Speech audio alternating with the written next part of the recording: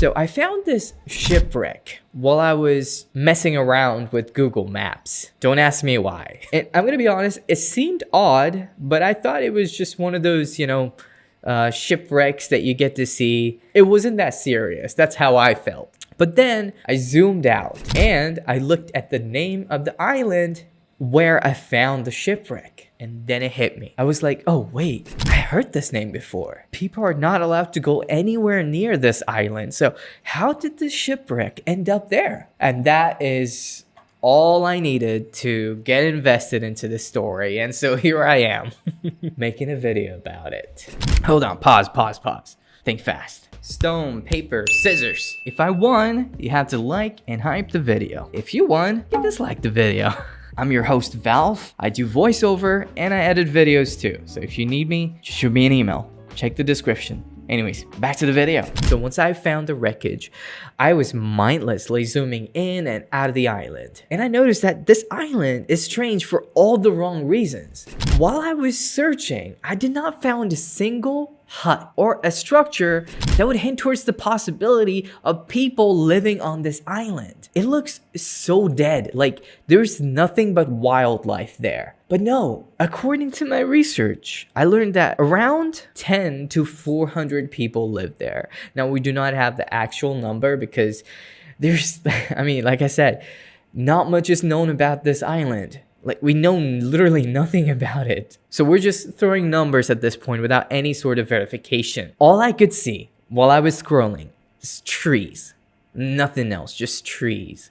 Dense trees. And that got me even more curious. Now, some of you may remember that not so long ago, an American guy went to this island illegally and planted a Diet Coke and a banana. Was it a banana? I can't remember. But anyways, he went there and he made it out alive. But unlike him, there were other attempts and let's say others weren't so lucky. So the guy who placed the Diet Coke on that island is actually a YouTuber from the US. Makes sense. Only YouTubers are crazy enough to do stuff like that for views. I think he's known as Paul Akov. That's a strange name. He was arrested on March 31st, 2025 for what he did. So the guy was arrested, but before he was arrested, he did a bunch of things on that island. He took a bunch of photos. He even took some samples of whatever he could find, I guess. And not only that, he really tried to get their attention. So he was whistling, hoping that they would come, but no one was there and no one came. So he left and went to another island where he was arrested. A bunch of fishermen noticed him and reported him, and that's how he got arrested. This guy actually been planning this for a while. A lot of you might assume that he was a big YouTuber. No, he only had like 700 subscribers, and he thought maybe doing something so massive might get him views, which I guess was true in a sense, but he's now facing jail time. Some are saying that he could be jailed for 8 years. Some are saying that he could be jailed for 5 years with a fine. Yeah, it's crazy. It's crazy to see how far people are willing to go to get views. So who benefited from this? Coke, probably. Free PR. But still, Coke for supporting genocide. I know a lot of you know about this island, but not in detail. So allow me to tell you everything you need to know about this island in a fun and not boring way. Let's get into it. So people living on this island are known as sentinels. We don't know what they prefer to be called. For all I know, they could be calling themselves the Dark Angels or something cool. But yeah, we just came up with a lame name. But you know what? I feel like sentinels is not a bad name. It's not that bad. Okay. These people, they live in dense forest. In a way, they're one with nature, and they're rarely seen, okay? Now, you may have seen many photos of what people claim are sentinels, but majority of them are fake. Actual photos usually come from rare encounters, like when they're defending their territory, or they're attacking, or receiving gifts. Visually, they have dark, shiny skin. They're relatively short because of island dwarfism, which is a thing apparently that I didn't know until today. Anyways, they have excellent teeth and amazing muscles. They're built different. Literally. They speak their own unique language, or you could say they have their own way of communicating that is completely impossible for outsiders like us to understand. Like, they could be calling us names and we wouldn't know. We wouldn't know because we don't understand what they'd be saying.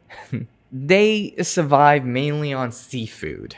I mean, it's the only thing they could rely on, really. Shellfish, hunting with bows and arrows. Remember the shipwreck?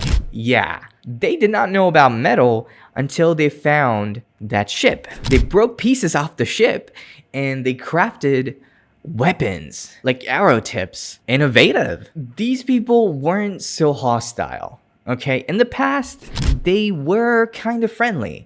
They even accepted gifts like coconuts, and they came up close. Even though both sides couldn't understand each other, they were kind of friendly. They buried their weapons in sand and they approached those who were trying to make contact. So they were friendly, but all of a sudden something strange happened that made them do complete 360. After a couple of friendly encounter, things became sour and they started attacking instead. They must have received a bad coconut. They were like, "You gave us a bad coconut, now you must die." Turns out there might have been a reason for the sudden change in attitude. Maurice Vidal Portman is the reason, I think. You see, in the late 80s, this guy kidnapped 6 islanders and they took them to the nearby island. 2 adults died and the rest of them fell ill. And 4 children were returned.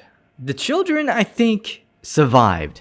But I don't know what that guy was thinking. Since they were isolated for so long, their bodies were not equipped to deal with all the disease that run rampant around the world. So they were very susceptible to getting sick. So yeah, that might explain why these people are mad at us. But still, I feel like it must have been something traumatic for them that they remembered what happened so long ago. And they still hold on to that grudge. Like, outsiders, bad. They killed our people. The children were sick. They're filthy. Which is true. So about the shipwreck, how did it end up there? It's a bit of a long story, actually. But to summarize, this vessel was damaged while it was headed to its destination. And so fearing it might sink, the captain intentionally docked it. Although I wouldn't necessarily call that docking, but hey, desperate times requires desperate efforts. So after crashing into the island, they thought they were safe. They could sit this out while they wait for help. But they did not realize where they were. They thought it was a normal island, but they were wrong. When they learned about their location, they all panicked. They were like, "Oh God, we're gonna get eaten alive." Side note, back in the days, there were rumors that people on this island used to eat people. So they were cannibals, but that's not really true. But anyways, they were panicking.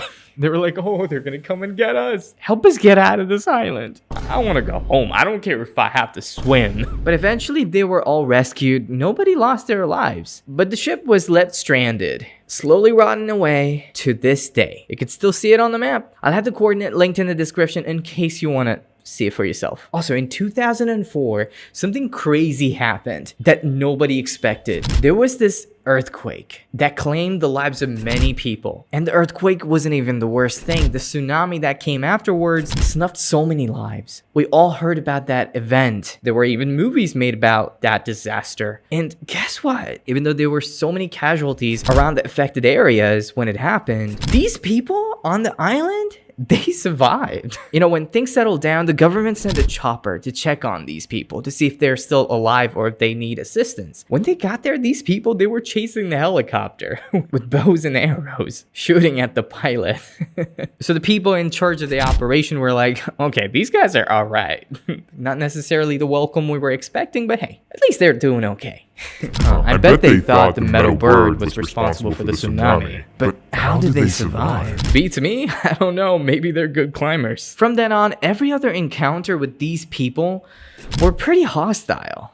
A bunch of There was this other time a bunch of fishermen went inside the restricted zone. But yeah, it didn't end well for them. They got a little too greedy and it cost them their lives. Rescue attempts were made, but their bodies were not recovered. Some people believe that when the fishermen were killed, they were buried. Others say that they were eaten. But then again, there is no evidence. We don't really know. The fisherman incident did not garner that much attention, but the one that happened in 2018 did. And it was documented in great detail thanks to his diary. Take a look at this guy, John Allen Chow. Hopefully I'm saying his name right. He was an American missionary. He had one goal in mind. What's that goal?